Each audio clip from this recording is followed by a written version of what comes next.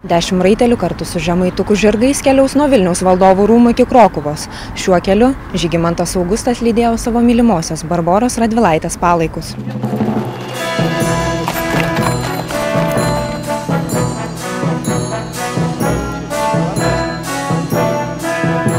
Žygio iki Juodosios jūros organizatoriai rugpjūtį vėl rengėsi naujam iššūkiui.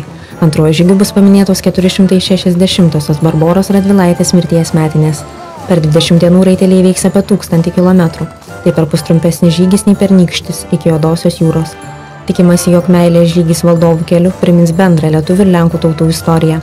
Galutinis žygeivių tikslas – Vavelio pilis Krokuvoje.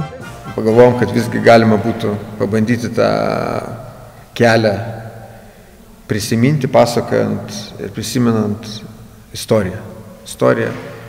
Per istoriją apie dabartinius žmonių santykius. Kaip ir pernai, į žygį suruošė 10 raitelių. Prie komandos prisijungė 2 naujo žygio dalyvės – veterinarijos gydytoja Lina Petrilienė ir raitelė Gerda Janeliūnaitė. Šiais metais mes ruošiamės šiek tiek kitaip negu pereitais metais. Dabar individualus pasiruošimas, kiekvienas raitelis turi savo arklius, ruošiasi jau dabar. Į žygį ruošiasi ir šuo Alšis, prie raitelių prisijungęs pirmojo žygio metu. Reporterė Miglė Kriaučiūnaitė.